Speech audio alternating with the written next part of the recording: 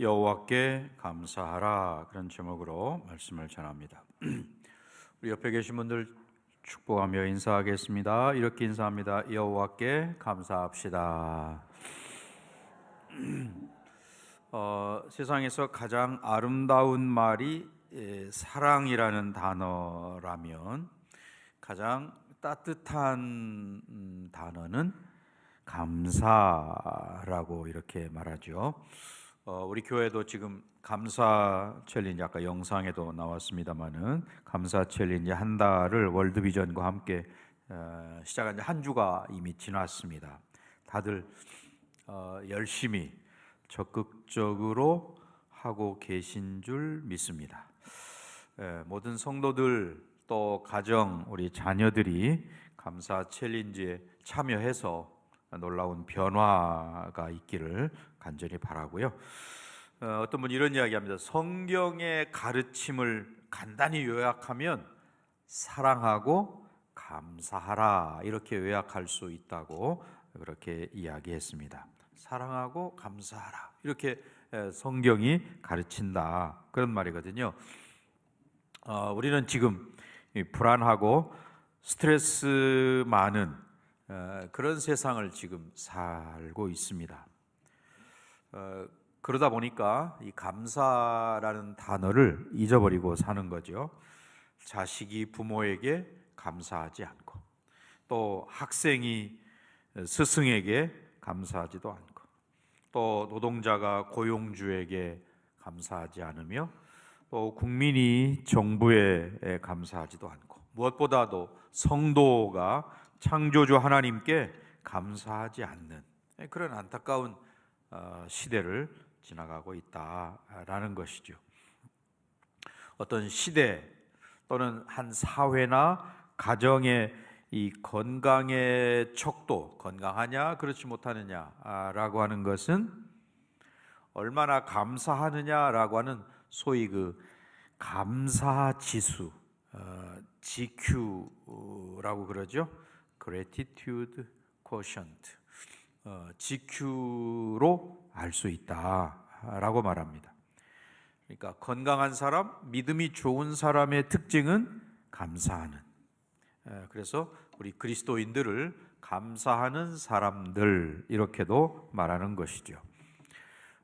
시편 120편부터 오늘 본문 136편까지를 위대한 찬양시, 이렇게 말하고, 그 위대한 찬양시 맨 마지막이 지금 136편이라고 할 수 있습니다. 그래서 이 136편은 감사의 노래, 이렇게 말할 수 있는데요, 26절로 되어 있는데 각 절마다 감사해야 할 그런 내용들이 다 다르게 나타나 있습니다. 그래서 유대인들은 이 절기 때, 특별히 유월절 같은 그런 감사 절기 때에 이 시편 136편을 찬양한다라고 말합니다.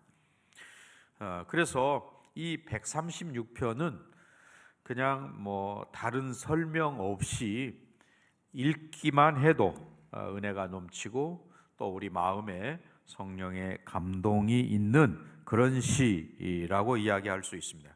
그러니까 힘이 들거나 또는 어떤 위로가 필요할 때에 이 감사의 말씀 시편 136편을 읽다 보면 성령께서 우리에게 큰 은혜를 부어주시는 그런 시라고 말할 수 있습니다.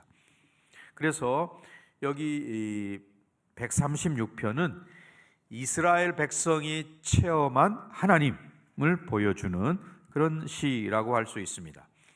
그렇다면 오늘 저와 여러분은 나의 시편 136편을 쓸 수 있어야 하겠다라는 것이죠. 자, 오늘 시편 기자가 어떻게 찬양하는지 한번 보겠습니다. 1절 같이 읽어볼까요? 여호와께 감사하라. 그는 선하시며 그 인자하심이 영원함이로다. 자, 감사하라 라고 하는 소위 명령형 찬양시라고 할 수 있습니다. 여호와께 감사하라라고 하는 명령으로 시작하는데, 그러면 누구에게 이런 명령을 하고 있느냐? 여기 136편에는 나오지 않고요.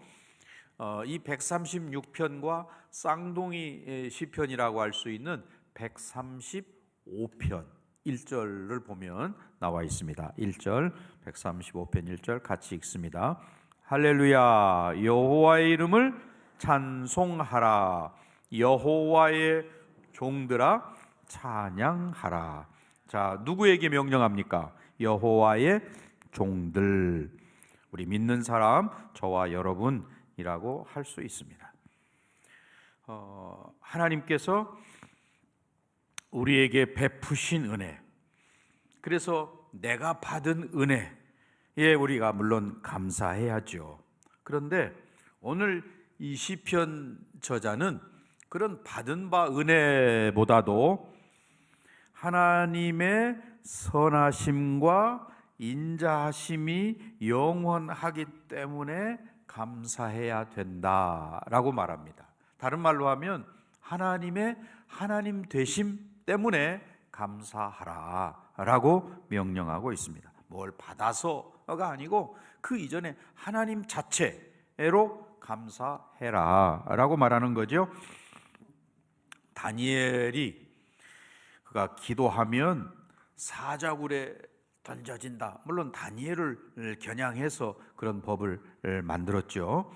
그걸 알면서도 예루살렘을 향한 창문을 열고 하루에 3번 전에 하던 그대로 그가 무릎 꿇어 기도했습니다.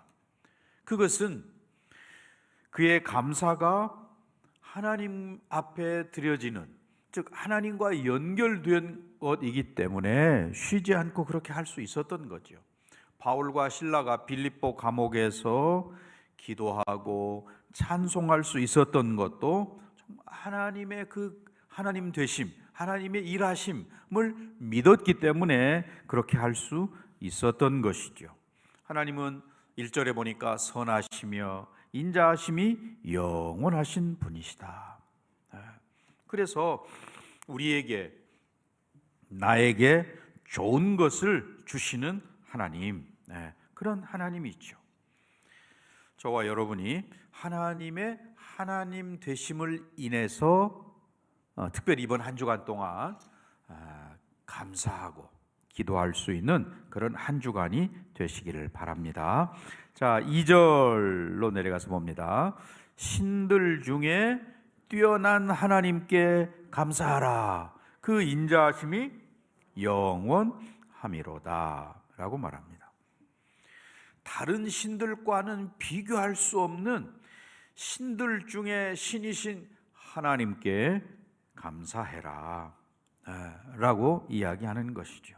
그 하나님은 모든 신들보다 뛰어나신 참신, 유일하신 하나님, 전능하신 하나님이시기 때문에 그 하나님으로 인해서 감사해라 라고 이야기하는 것이죠.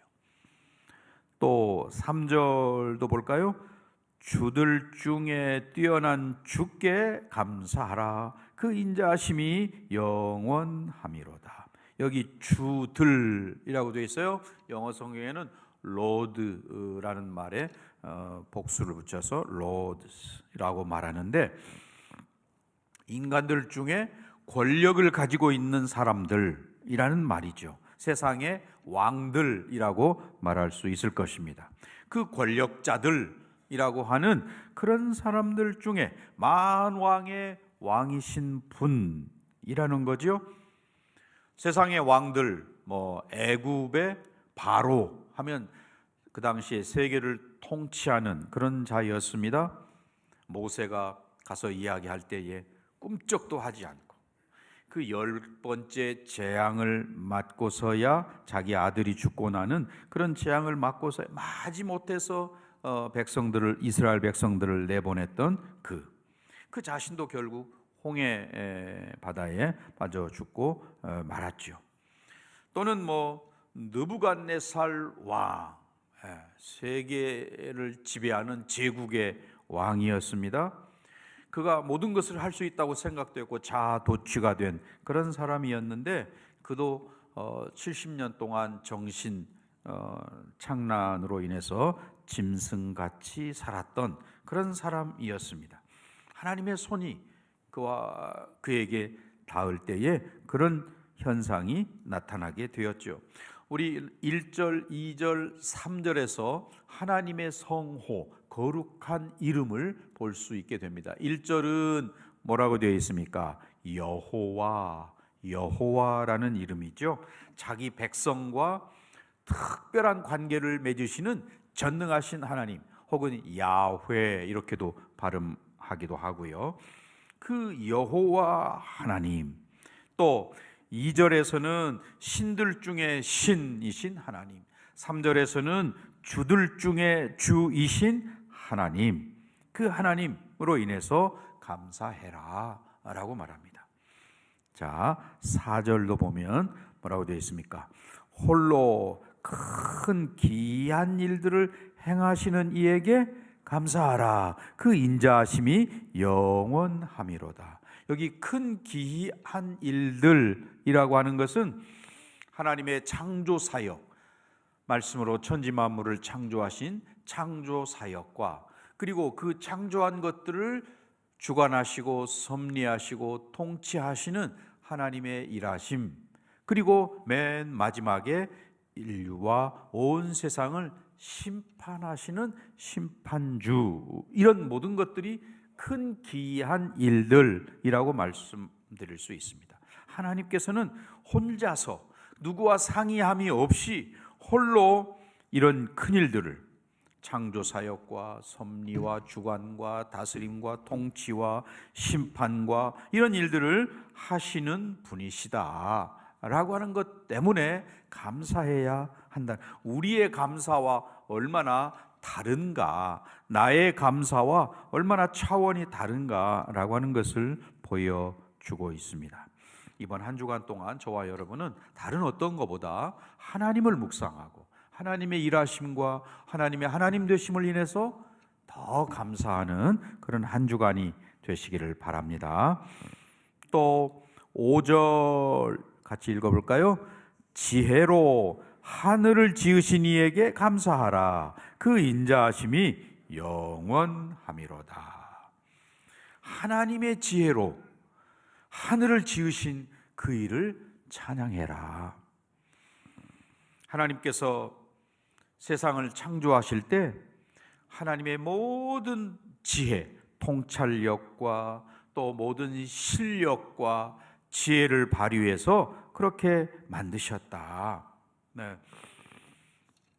과학자들이 지금 현재 우리 지구의 위에 있는 상층부에 있는 그런 공기층, 이 공기층이 조금만 지금보다 얇아도 이 공기가 우주로 다 빨려 나가 버릴 거라고 이야기하죠.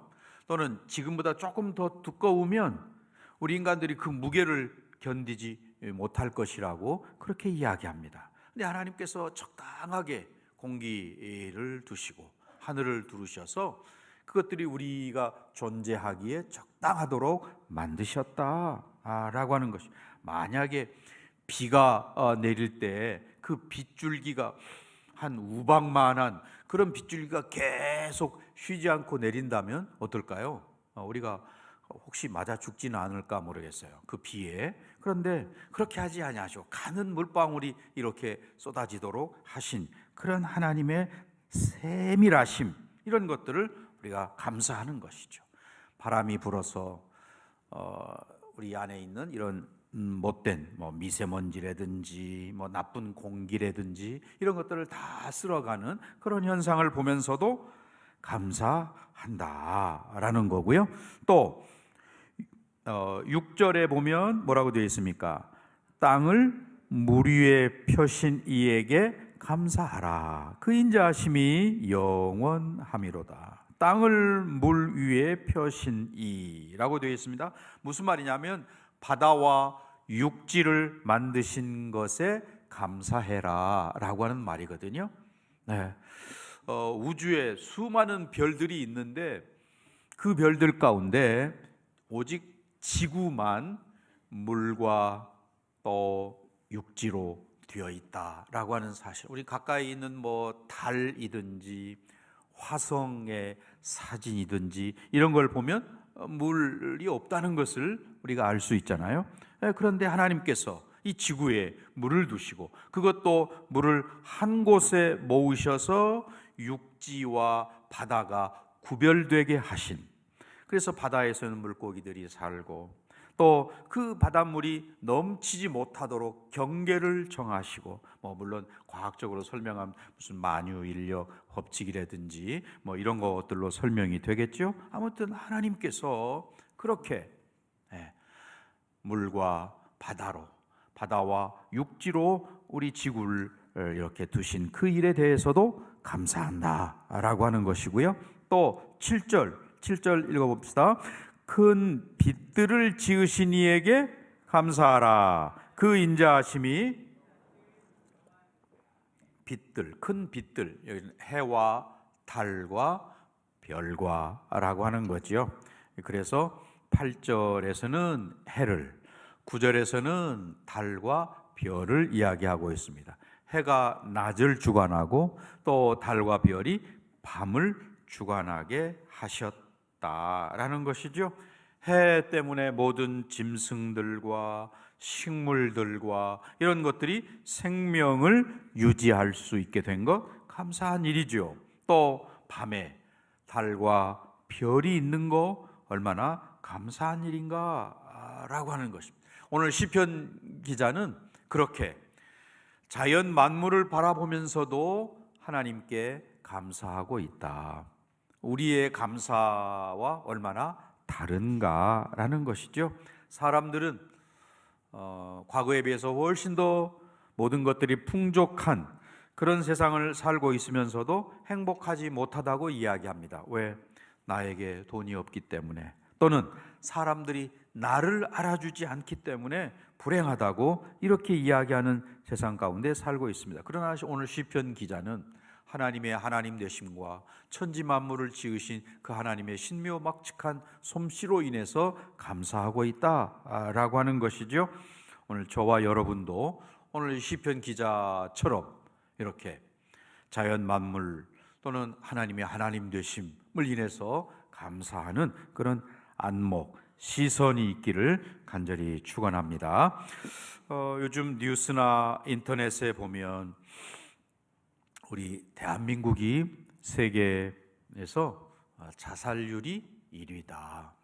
노인 자살률도 1위고 또 젊은이들의 자살률도 1위고 하는 그런 안타까운 뉴스들을 봅니다. 죽으면 그만이다 이렇게 생각하는 잘못된 생각 때문에, 또 죽음으로 모든 것을 해결할 수 있다라고 하는 그릇된 생각을 가지고 있는 것이죠. 그러나 성경은 그렇게 말하지 않습니다. 죽음은 끝이 아니고 또 죽음으로써 모든 것이 해결되는 해방도 아니라고 말하고 있습니다. 죽음은 내 인생을 책임지는 엄숙한 시간이 되어야 하는 것이지요. 그래서 죽음을 준비하지 않고 죽는 사람에게는 하나님의 준엄한 심판이 기다리고 있다라고 하는 것을 기억해야 하는 것이죠. 그런 생각과 오늘 시편 기자가 바라보면서 하나님의 하나님 되심과 자연 만물을 바라보며 감사하는 시각과 얼마나 다른가라고 하는 것이죠. 잘못된 생각을 가지고 있는 분들이 오늘 이 시편 136편 저자와 같은 그런 시선으로 세상을 바라볼 수 있기를 또한 우리가 기도해야 될 줄로 믿습니다. 이 추수감사절의 유래가 성경에 보면 소위 그 맥추절이라고 할 수 있죠. 밀을 추수하고 나서 그 밀을 추수하고 가장 좋은 것들을 하나님께 드리는 그런 절기에서 비롯되었다라고 말할 수 있고요.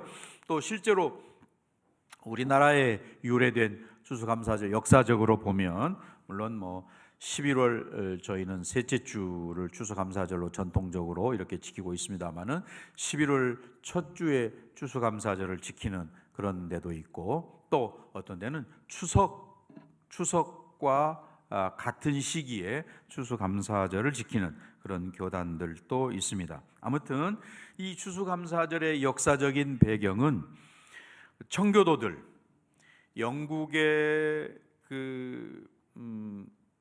헨리 8세라는 왕이 천주교의 그런 굴레로부터 벗어나기 위해서, 물론 뭐 그건 개인적으로 자기가 결혼을 여러 번 하는 뭐 이런 것 때문에 발단이 됐습니다만은, 아무튼 헨리 8세가 캐톨릭과 결별하고 우리 영국은 영국의 교회를 국교라고도 하고 아니면 앵글리칸 처치라고도 하고 또는 오늘날 우리 성공회라고도 하지요. 그 영국 국교를 만들고는 영국 국교의 우두머리는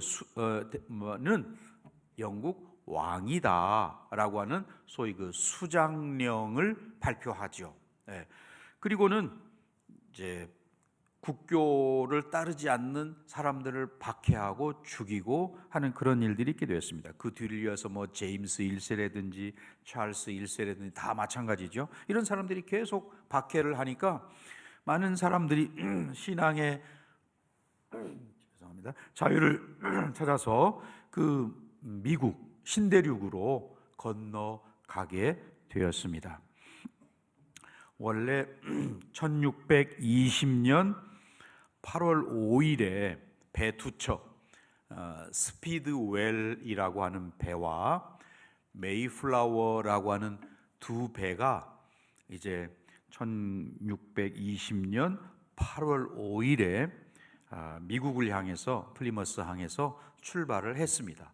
출발해 가다가 한 배에서 물이 새고 이러니까 더 이상 안 되겠다. 다시 영국으로 다시 돌아왔어요. 그리고는 한 달 뒤에 1620년 9월 6일 날 메이플라워 배에만 선원 25명, 그다음에 청교도 102명, 그 102명은 남자 78명, 여자 24명, 이렇게 해서 102명이 이제 출발을 했습니다. 항해 도중에 한 명이 사망을 하고 또 한 아이가 태어나고, 이렇게 해서 1620년 11월 11일에 한 63일간의 항해 끝에 미국에 도착을 했습니다. 원래는 오늘날 버지니아 남쪽에 버지니아 쪽을 겨냥하고 거기로 가려고 했는데 이제 바람이 불고 이렇게 해서 북쪽 소위 매사추세츠 주의 케이프 코드만에 배가 이제 다다르게 되었습니다.